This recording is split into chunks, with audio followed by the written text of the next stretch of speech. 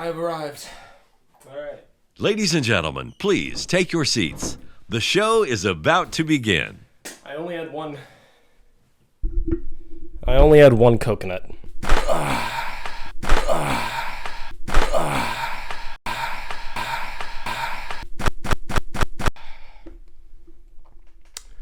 What's up, everybody? It's Aaren Herron here. Hip hip hooray! Hip hip hooray! Loving life, living life. Finger finally stopped bleeding. It's great. Forgot the Zoloft today, but that's all good. We may not have our Zoloft on. We may not have that Zoloft on, but we got that ice brown sugar shaken espresso. Yay! All right. Virtual reality. Now that's a sin, ladies and gentlemen. The way I've come to terms with religion is that God built the universe, and he built the earth, and then he put us on it, you know? He built the world with a set of rules based on cause and effect. You do this, this happens. This happens, that happens. Toodaloo, toodle-doo, you know what I mean? Toodle-dee, toodle-doo? Many of these rules we're still learning about to this day, you know? We're still finding some. How long ago was it when we realized gravity worked? Last Tuesday? I don't fucking know. I don't know when it was gravity was invented. But you know what? Gravity was invented by God, of course. It's a rule. It's one of those rules. And we've got to follow them for the most part. But you know, just like any simulation, just like any video game ever made, there's a couple bugs. And there's people that find those bugs and they work to take advantage of those bugs. And oftentimes, that comes at the hindrance of everybody else in the game.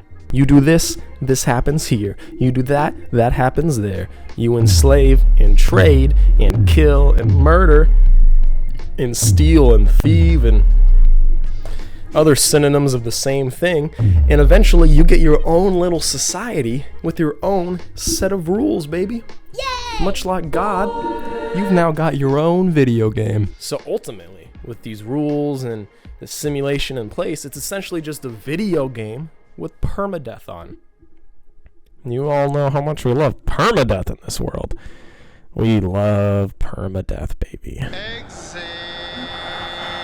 And just like God's simulation, you've got some bugs on yours too. Plenty of bugs.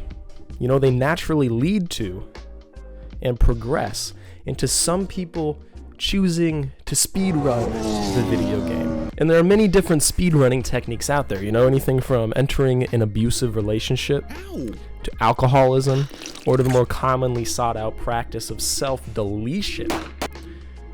They're all very effective, but ultimately it removes a lot of the experience that can be had. You know, you just jump straight to the end and you miss all those little side pieces, those nooks and crannies, those Easter eggs. It's gone, baby. Choosing a much more universal experience would have to be the one of physical and emotional plight, baby. Because as it turns out, those bugs from before, well, hey, they actually happen to be instrumental in the ways in which we all live our lives to this day. So the minority of people end up controlling the majority of people. Depression rates have risen. Premature self-deletion activations have increased.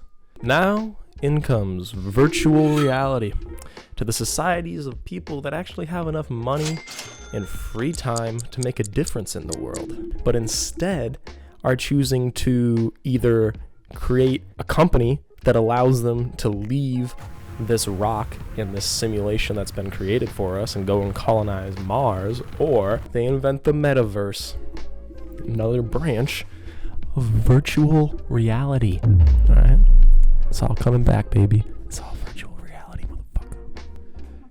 And virtual reality is so intense. Like, why do you think you always see people getting so messed up when they're playing it? You know, they lose awareness of their surroundings. They walk into walls.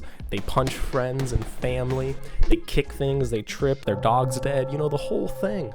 Why is that?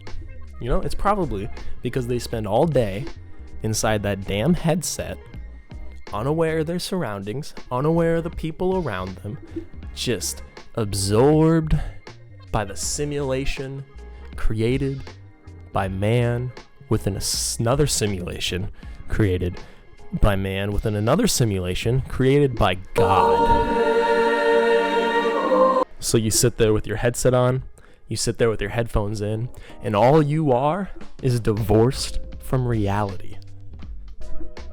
Honestly, I feel like soon people are going to start speaking to Dean Pelton as like the picture perfect prediction for the modern man. Way to go, Dan Harmon. Killing it as always. So there's all these people sitting here. All these people sitting here, divorced from reality, having no connections with anyone around them, sitting on a mountain of resources, a mountain of money, a mountain of people and their trials and tribulations, and all they do is divorce themselves further and further and further from the reality that we're all living in. And I've got to be honest, the thing that pisses me off the most is that I used the virtual reality headset at one point in time at a party at a friend's house, and it was the single greatest fucking thing I've ever experienced. It was so good, baby. It was, without a doubt, I could have spent all day in there. I could have spent years sitting in that bad boy. And what annoys me the most about it is I'm too poor to actually buy one. So fuck you, Metaverse. You know, I spent years trying to recreate that feeling, that experience of using virtual reality. Honestly, like, I could never top it. I could never meet it again. And I've never truly been okay with that.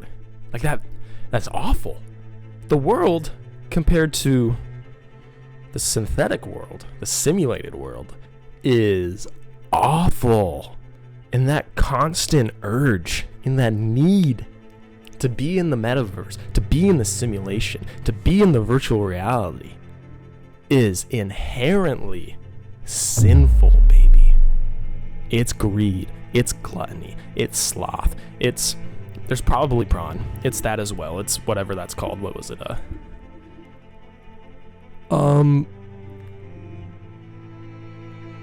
It's not envy. I mean, it is envy. You're on there to live a life you don't have. But the word I'm looking for with segs, what's that sin? Lust.